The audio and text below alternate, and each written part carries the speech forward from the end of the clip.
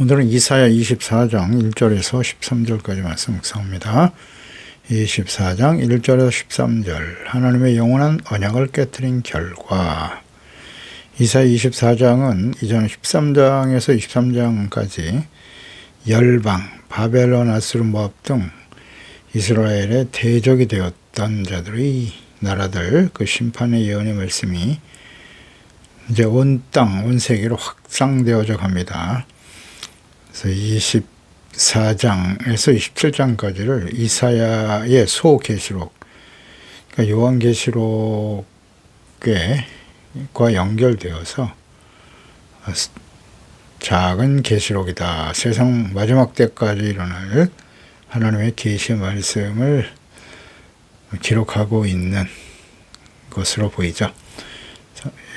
서론인 본문은 특정 역사적 사건을 넘어서 종말론적인 여호와의 날에 대해서 말씀하고 있습니다. 인간이 쌓아올린 문명의 바벨탑이 하나님을 거부하고 대적하며 교만할 때 그것이 얼마나 허무하게 무너지는지를 잘 보여주고 있습니다. 이 예언은 이사야 당시의 상황이 아니고 예수 그리스도의 초림과 재림 이후에 일어날 마지막 요한계시록 시기에 일어날 일에 대한 예언의 말씀과 연결이 됩니다. 이는 단순한 비유가 아니라 하나님께서 하나님과 그리스도를 거부하고 대적하는 죄악된 세상을 심판하시고 회복시킬 비전에 대한 구체적인 말씀이죠. 예수께서 오시기 700여 년 전에 이사야 선지자를 통해서 주신 이 하나님의 예언의 말씀이 그리스도의 초림으로 성취되었고, 이제 우리 참으신 하나님의 사랑과 인내의 시간 2000년이 지나고 있습니다. 이제 곧 예수님의 재림과 마지막 심판 때에 일어날 예언의 말씀이 구체적으로 성취될 것입니다. 그래서 24장, 27장의 예언의 말씀과 사도 요한이 보았던 예수님의 초림 때에 사도 요한을 통해 보여주시고 거룩하게 하신 요한계시록 예언의 말씀과 연결해서 묵상하면서 예언의 말씀의 확실성을 깨닫고 깨어 준비하는 자들이 되어야 할 것입니다.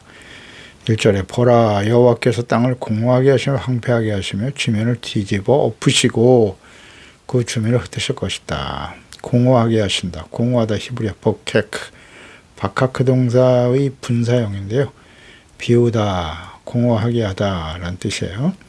땅은 13장에서 23장까지 하나님의 심판의 대상으로 지정된 열국들을 포함하는 온 세상을 가리키는 것이죠. 하나님이 지으신 땅, 지구 전체, 하나님께서 죄악으로 더러워진 땅을 더러운 그릇으로 비유하여 말씀하시면서 그 속에 둔 더러운 내용물을 제거하기 위해서는 그릇을 뒤집어 비우지 않으면 안 된다라는 말씀이죠. 이처럼 죄악으로 가득한 이 세상을 심판하시고 새롭게 하실 것이다 라는 말씀이죠. 이 공허하게, 황폐하게 지면을 뒤집는다 같은 이 말씀들은 창세기 1장의 창조 기사와 연결되어 묵상하게 되죠. 하나님께서 창조하신 세상을 해체하실 것이다 라는 의미로 하신 말씀인데요. 노아 시대에 지으신, 사람 지으신 것을 한탄하셨던 하나님, 창세기 6장이죠. 5절이야. 여호와께서 사람의 죄악이 세상에 가득함과 그의 마음으로 생각하는 모든 계획이 항상 악하다. 사람 지으셨음을 한탄하시고 마음에 근심하시면서 내가 창조한 사람을 이 지면에서 쓸어버릴 것이다 말씀하셨잖아요. 사람으로부터 가축, 기는 것, 공중의 새까지 그리하려니 내가 그것들을 지었음을 한탄함이라 이렇게 말씀하시거든요. 이번에는 이제 사람뿐만 아니라 죄악된 사람으로 오염된 세상을 싹 쓸어버리실 것이다 라는 재창조 수준으로 뒤집어 새롭게 하실 것을 말씀하십니다. 사람이 부패하면 환경도 부패하게 되는 것입니다. 이는 요한계시록의 말씀과 일치하죠. 7년 환란 이후에 회복하게 하실 새하늘과 새 땅에 대한 말씀입니다. 요한계시록 21장 1절이죠. 또 내가 새 하늘과 새 땅을 보니 처음 하늘과 처음 땅이 없어졌다. 바다도 다시 있지 않더라 라고 말씀하거든요. 땅이 스스로 쇠락하는 것이 아니라 창조주 하나님께서 의도적으로 개입하여 심판하시고 역사하시는 것임을 알 수 있죠. 지면을 뒤집어 엎으신다라는 표현. 지각변동이죠. 물리적 대격변을 의미하는 것이고요. 인간이 안전하다고 믿었던 땅의 기초가 흔들리는 것으로 하나님의 진노 앞에서는 어떤 피조물도 경고할 수 없다는 것을 보여줍니다. 우리가 발딛고 사는 세상이 영원한 처소가 아님을 보라라는 감탄사를 통해 주목하게 하죠. 하나님이 흩으시면 모을 자가 없습니다. 인간이 쌓은 교만한 바벨탑은 하나님이 한번 뒤집으시면 순식간에 사라집니다. 베드로후서 3장 10절에 주의 날이 도둑같이 온다. 그날에는 하늘이 큰 소리로 떠나간다 그랬고요. 물질이 뜨거운 불에 풀어질 것이다. 땅과 그 중에 모든 것이 드러나리라. 이 모든 것이 이렇게 풀어질 것이라고 말씀하셨죠. 2절에 백성과 제사장이 같을 것이며 종과 상전이 같을 것이다. 여종과 여준이 같을 것이고 사는 자와 파는 자가 같을 것이다. 빌려주는 자와 빌리는 자가 같을 것이고 이자 받는 자와 이자를 내는 자가 같을 것이 있다. 즉 심판의 날에는 인간 사회에 지탱하던 모든 계급과 경제적인 구조도 무력화된다는 겁니다. 동일하다. 종교, 사회, 경제적 관계들이 나열되는데요. 이는 예외 없이 모든 계층의 사람들이 심판에 처하게 될 것을 의미하는 겁니다. 준비되지 않은 사람들 모두가 하나님의 심판에 직면하게 될 것입니다. 백성과 제사장이 같다는 것은 종교적 직분이 심판을 면제해 주지 않는다는 거예요. 여기 주목해야 돼요. 이스라엘은 제사장의 국가로 부름을 받았어요. 나라로 세움을 받았습니다. 그런데 그들은 제사장으로서 정체성과 사명을 상실하니까 어떻게 돼요?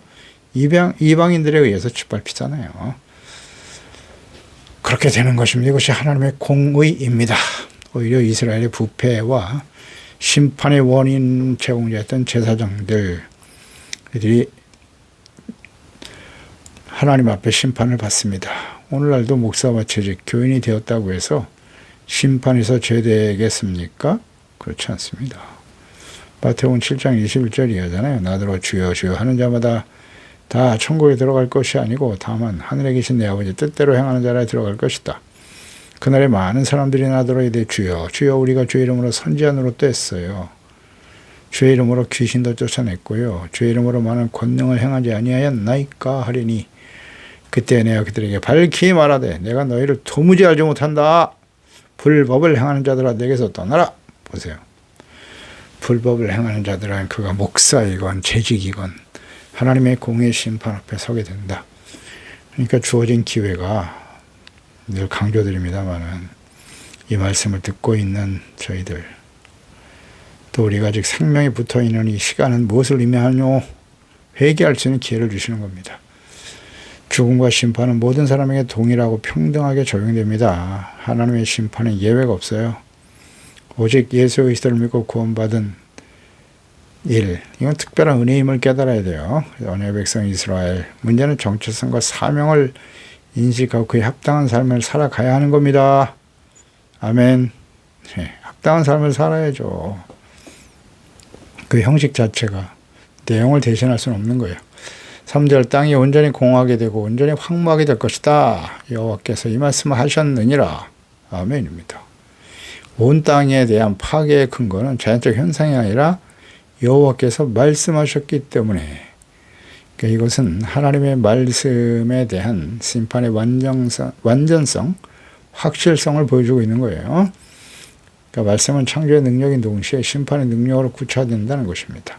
그러니까 성도의 확신은 어떤 환경, 상황이 아니라 하나님의 입에서 나온 말씀에 근거해야 되는 거예요. 세상이 아무리 견고해 보여도 하나님이 선포하시면 그 말씀대로 이루어지고 마는 것입니다. 이 절은 이 말씀 우리에게 두려움보다는 하나님의 말씀에 대한 경외감을 갖게 하는 것이죠. 말씀에 대한 확실성, 하나님과 말씀에 대한 믿음을 가지고 있나요? 4절에 땅이 슬퍼하고 쇠잔하며 세계가 쇠약하고 쇠잔하며 세상 백성 중에 높은 자가 쇠약하게 될 것이다. 땅이 슬퍼하고 쇠잔하다. 그러니까 하나님의 형상대로 지음받은 인간의 타락은 생태계에 심각한 영향을 미치게 되는 것입니다. 그래서 땅의 생명력이 고갈되는 것은 하나님의 은혜와 복이 사라졌기 때문이에요. 인간들의 부패와 타락의 원인입니다. 세상을 창조하신 하나님, 마지막으로 그 땅에서 살아갈 사람을 만드시고 생육하고 번성하라고 복을 주셨습니다. 그러나 아담과 하와가 범죄하고 타락한 결과 어떻게 되었나요? 땅이 저주를 받지 않습니까? 아담에게 이르되 내가 내 아내의 말을 듣고 내가 너에게 먹지 말라 한 나무 열매를 먹었은즉 원인이죠. 땅은 너로 말미암아 너로 부패하고 범죄한 아담으로 인해서 저주를 받는다. 너로 말미암아 주목해야 돼요. 세상이 왜 망합니까? 누구 때문에? 하나님의 말씀을 듣고도 지켜 순종하지 않은 하나님의 자녀와 백성들 때문에. 그것 때문에 저주를 받고 너는 평생에 수고하여 소산을 먹을 것이다. 너로 말미암아 복의 근원이 되라고 우리를 택하여 부르시고 구원하신 것인데 우리가 부패하고 타락하면 어떻게 돼요? 우리로 말미암아 가족이, 그렇죠? 가족, 가정, 교회, 공동체, 이 세상 전체가 하나님의 심판 가운데 떨어지게 된다는 사실에 주목해야 합니다. 이는 요한계시록의 천재지변의 무서운 심판으로 나타나는 모습이기도 하죠. 가뭄, 기근, 전염병, 전쟁, 기상이변, 천재지변이죠. 지구의 자정 능력이 상실되는 겁니다. 그 결과 세상에서 가장 강력하다고 자부하던 높은 자들, 속수무책으로 무너져 내릴 것입니다. 우리가 살아가는 지구 환경의 재앙은 결코 우연이 아닙니다. 인간의 탐욕과 죄악이 낳은 결과이죠. 죄악으로 가득한 세상에 대한 심판과 회복을 위해 하나님께서 하시는 일입니다. 높은 자들이 쇠약해진다. 이것은 인간의 교만이 자연의 재해 앞에서 하나님의 공의의 심판 앞에서 얼마나 무기력한지를 잘 보여줍니다. 우리가 목도하고 있는 바입니다. 5절에 땅이 또한 그 주민 아래서 더럽게 되었으니 이는 그들의 율법을 범해 율례를 어기며 영원한 언약을 깨뜨렸다. 심판의 이유죠. 땅이 사람이 살 수 없을 정도로 황폐하게 된 원인은 그 주민이 더러워졌다는 거잖아요. 도덕적, 영적 타락에 있다는 사실. 그러니까 율법을 범해 율례를 어기며 영원한 언약을 깨뜨렸다. 율법과 율례. 이는 애굽에서 구원받은 하나님의 언약의 백성 이스라엘에게 복의 근원이 되어야 할 하나님의 자녀. 제사장이 되어야 할 주의 언약의 백성 이스라엘에게 주신 하나님의 명령이죠. 이는 하나님이 언약의 백성이 아닌 사람들을 알 수도 없고 지킬 수도 없습니다. 하나님의 백성이 아닌 사람들은 알 수도 없죠. 성령께서 감동해 주시지 않으면 하나님과 그 말씀을 뜻 이해 못합니다. 다만 하나님께서 아브라함과 영원한 언약을 계승하는 이스라엘 백성들을 제사장의 나라, 거룩한 성민, 복의 근원이 되게 하셨습니다. 이것은 부르심과 사명으로 이어지는 거예요. 내가 너에게 복을 주어 큰 민족을 이루게 돼 창대하게 된다. 내 이름이 창대하고 큰 민족을 이루게 될 것이고 너는 복이 될지라 복의 근원이 된다는 뜻이에요. 창세기 22장 18절에도 내 씨로 말미암아 아브라함에게 주신 약속의 말씀이죠. 천하 만민이 복을 받는다는 거예요. 너로 내 씨로 후손으로 인해서 이스라엘 천하 만민이 복을 받는다. 이는 내가 나의 말을 준행했기 때문이다. 복의 근원이 되어서 모든 사람들에게 하나님을 알고 경외하며 다스림을 받는 하나님의 거룩한 백성이 되도록 하기 위해서 부름받은 주의 백성 이스라엘. 그러니까 이스라엘의 거룩함을 상실하고 범죄하고 악을 행함으로써 자신들만이 아니라 온 땅의 모든 민족이 하나님의 심판 앞에 직면하게 된다는 사실이죠. 그러니까 예수 그리스도를 거부하고 죽인 이스라엘 2000년이 지난 지금도 예수님을 거부하고 인정하지 않고 있어요. 이는 그리스도인들이 빛과 소금이 되지 못하고 불의와 악을 행한 결과이기도 하고 오늘날도 교회와 목사와 재직들, 교인들의 부패와 타락이 구원받아야 할 사람들을 하나님의 심판과 멸망으로 인도하고 있다는 사실 아십니까? 율법과 규례를 지키지 않았다. 거룩함을 상실했다는 거예요. 마태복음 5장 17절 이하죠. 내가 율법이나 선제를 폐하러 온 줄로 생각하지 마라. 폐하러 온 게 아니야. 완전하게 하려 함이라. 진실로 너에게 이르노니 천지가 없어지기 전에는 율법의 1.1획도 결코 없어지지 않고 다 이룬다. 말씀하셨고요. 그래서 내가 너에게 이르노니 너희 예수 그리스도를 믿고 구원받은 의롭다함을 얻은 주의 자녀들이죠. 너의 의가 서기관과 바리새인보다 더 낫지 못하면 결코 천국에 들어가지 못한다.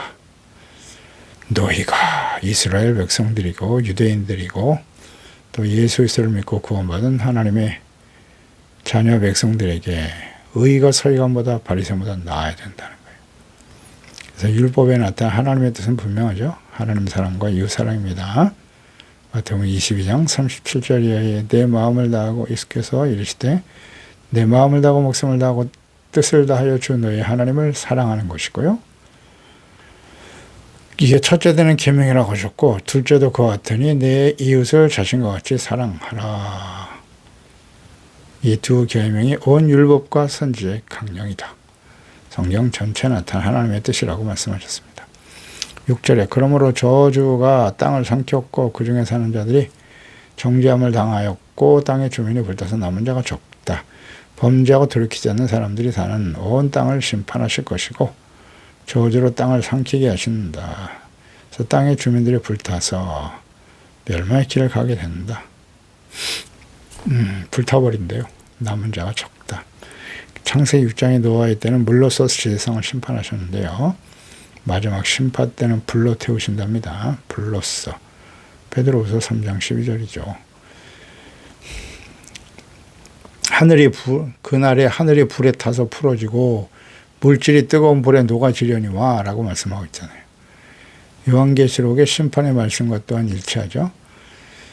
계시록 8장 7절에 첫째 천사가 나팔을 불 때 피 섞인 우박과 불이 나와서 땅에 쏟아진다. 땅의 3분의 1이 타버린대요. 수목의 3분의 1도 타버리고 각종 푸른 풀도 타버렸더라. 불로 심판하시죠. 하나님의 구원의 길이요 생명이 되시는 예수 그리스도를 거부한 세상. 모든 사람들이 저주의 길을 선택하였고 하나님의 심판으로 불타버릴 것이지만 남은 자가 적으니라. 하나님께서 남은 자를 구원하시는 자비와 긍휼을 베푸시죠. 7절에 새 포도즙이 슬퍼하고 포도나무가 세잔하여 마음이 즐겁던 자가 다 탄식할 것이고 소고치는 기쁨이 그친다. 즐거워하는 자의 소리가 끊어진다. 수금 타는 기쁨이 그치고 노래하면서 포도주를 마시지 못하고 독주는 그 마시는 자에게 쓰게 될 것이다. 일상의 기쁨과 즐거움이 사라지게 된다는 것입니다. 포도주와 음악은 기쁨의 상징이었으나 이제는 탄식으로 바뀌게 될 것이고요. 포도 수확의 기쁨과 즐거움이 땅의 저주를 받아 기근과 흉작으로 인해 탄식하게 될 것입니다. 세상에서 일시적인 쾌락은 사라지고 하나님의 저주의 심판으로 인해서 탄식하게 될 것이다. 누가복음 6장 25절이죠. 화 있을진저 너희 지금 배부른 자여 너희는 줄이리로다. 화 있을진저 너 지금 웃는 자여 너희가 애통하며 울게 될 것이다. 세상에서 술로 기쁨과 즐거움을 추구하는 자들, 술도 마실 수도 없고 독주는 마시는 자에게 쓰게 될 것이라고 하십니다. 그 마지막 심판의 때를 잘 아는 성도는 에베소 5장 18절이죠. 술 취하지 말라 이는 방탕한 것이니 오직 성령으로 충만함을 받아라 말씀하고 있습니다. 10절에 약탈당한 성읍이 허물어지고 집마다 닫혀 들어가는 자가 없다. 포도주가 없으므로 거리에서 부르짖게 되고 모든 즐거움이 사라진다. 땅의 기쁨이 소멸된다. 성읍이 황무하고 성문이 파괴된다고 말씀하시네요. 약탈당한 성읍, 형태 없이 혼돈하고 공허하고 텅 비었다는 뜻이에요. 그러니까 인간이 하나님 없이 세운 문명은 체계와 질서가 잡힌 아름다운 것처럼 보이지만 실상 혼돈뿐이다. 공허하다는 겁니다. 집들이 닫혔다는 것은 안전을 위해서 문을 걸어 잠갔지만 결국 망했거나 이미 폐허가 되어 들어갈 수 없는 상태가 될 것이다. 그렇습니다. 하나님이 심판하실 때는 이와 같은 모습으로 나타나게 된다. 포도주도 없고 즐거움이 사라진다. 그러니까 사람들은 재물과 권력과 안전을 위해서 성읍에 모여들지만 하나님을 거부하고 교만하여 저주가 선포된 성읍, 나라, 사회, 가정에는 참된 평안과 기쁨이 없습니다. 의를 상실한 곳에는 절대 기쁨과 평안이 있을 수 없어요. 문을 걸어 잠가도 두려움은 막을 수 없다는 사실. 그러니까 하나님이 없는 삶은 결국 혼돈으로 허무함으로 귀결됩니다. 우리는 영원한 도성인 새 예루살렘을 바라보아야 하는 것이죠. 베드로후서 3장 10절 이하입니다. 주의 날이 도둑같이 오게 된다. 그날에는 하늘이 큰 소리로 떠나고 물질이 뜨거운 물에 녹아진다고 하셨죠. 그러니 이 모든 것이 이렇게 풀어지리니 너희가 어떤 사람이 되어야 마땅하겠는가. 매우 중요하죠. 거룩한 행실, 경건함으로 하나님의 날이 임하기를 바라보고 간절히 사모하라고 말씀하시네요. 사모하고 있나요? 무엇을 간절히 사모하며 살아가나요? 정함이 없는 세상, 재물에 소망을 두지 말아야 돼요. 그런 거 다 사라집니다. 부와 권력, 세상에서 출세와 명예롭고 크고 화려한 집, 호의호식하며 명품을 추구하고 누리며 산다 할지라도요. 다 불타버린다니까요. 불타버린다고 돼 있지 않습니까? 그러면 어떻게 살아가는 것이 마땅하다고요? 거룩한 행실, 경건함으로 깨어 있어야 합니다. 주님의 심판의 날이 반드시 임할 것이다. 예수님이 재림하시면 공중의 재림, 데살로니가 4장 16절이잖아요. 예수님께서 마태복음 24장에도 말씀하셨고요. 한 사람은 남고 한 사람은 데려감을 당하는 거예요. 이 땅에 남는 자가 될 것인가? 주님 오시는 날 주님과 함께 영원한 하나님의 나라에 서게 될 것인가? 둘 중에 하나예요. 어떤 선택을 해야 될까요? 우리는 그 약속대로 의가 있는 새하늘과 새 땅을 바라보아야 한다고요. 이 땅은 영원하지 않아요. 영원한 하나님의 나라에 서게 될 그날을 바라보고 경건한 생실, 거룩한 행실, 경건함, 주님의 나라가 임하기를 간절히 바라고 기대하면서 준비하라는 것이죠. 그러므로 어떻게 해야 돼요? 사랑하는 자들아, 너희가 이것을 바라보나니, 이것을 소망으로 삼고 살아가나니 주님 앞에서 점도 없고 흠도 없이 평강 가운데 나타나기를 힘쓰라. 아멘. 힘쓰고 있나요? 13절 세계 민족 중에 이러한 일이 있으리니 곧 감람나무를 흔든 같고 포도를 거둔 후에 그 남은 것을 주음 같을 것이니라. 추수 때죠. 예수님이 재림하심. 추수 때 감람나무를 흔들고 나면 가지 끝에 몇 개 열매가 남는 것 같이 말이죠. 세계 민족 중에 남은 자들이 있어 하나님의 구원에 참여하게 될 것이라는 말씀이죠. 그러니까 심판 중에도 자비와 긍휼을 베푸시는 하나님, 예수 그리스도 안에서의 자비와 긍휼, 이 구원받은 것이 얼마나 감사한 일입니까? 그러니까 우리는 항상 두렵고 떨림으로 구원을 온전히 하나님의 말씀에 복종하면서 구원을 이루어가는 지혜로운 종들이 되어야 할 것입니다. 기도하겠습니다. 하나님 아버지, 오늘도 주의 말씀 우리가 묵상하면서 하나님의 영원한 언약의 백성이 된 이스라엘, 얼마나 영광스러운 일입니까? 천지 만물을 창조하시고 섭리하시고 다스리시는 그 하나님께서 그들과 영원한 언약을 세우시고 그들의 역사 속에 함께 하셨고 그들을 약속하신 대로 구원하시고 하나님의 그들의 왕이 되어 다스리기를 원하셨으나 그들은 역사 속에서 하나님을 버렸어요. 왕신 하나님을 거부했습니다. 버렸어요. 사람이 왕이 되어 다스리는 세상 나라와 같이 되어지기를 소망했던 이스라엘, 그들의 역사가 증명하죠. 그 역사의 결말은 무엇입니까? 이방인들에 의해서 하나님을 버린 결과는 멸망으로 끝나고 맙니다.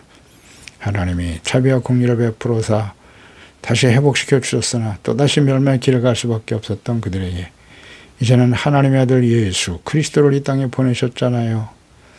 그런데 그들은 그리스도를 거부합니다. 예수님이 그리스도의 하나님의 아들이라는 사실을 인정하지 않고 결국 로마에 의해서 멸망을 당하고 2000년 동안 나라 없이 난민의 신세가 되어 혐오의 대상으로 살아왔던 그들에게 다시 하나님의 나라를 회복시켜 주시고 마지막 기회를 주고 계시는 것입니다. 그러나 아직도 그들은 그리스도를 거부하고 있습니다. 오히려 하나님 보내신 자 하나님의 아들을 저주하고 있어요. 주여 저들을 불쌍히 여기시고 회개하고 구원받는 역사가 일어나게 하시며 하나님께서 원 가지도 이렇게 아낌없이 잘라내시는데 우리는 이방인 아닙니까? 접붙인 이방인에 지나지 않습니다. 항상 두렵고 떨리는 마음으로 주님 다시 오실 그날, 이 땅이 마지막 심판에 불이 떨어지는 그날을 바라보면서 어떤 사람이 되어야겠습니까? 경건한 거룩한 행실과 경건함으로 주님 오실 그날을 간절히 사모하고 주님 앞에 영광스러운 모습으로 설 수 있도록 흠이 없고 점이 없는 허물 없이 그리스도 날까지 이르는 지혜로운 하나님의 자녀들이 다 되게 하여 주시옵소서. 예수님의 이름으로 기도드리옵나이다. 아멘.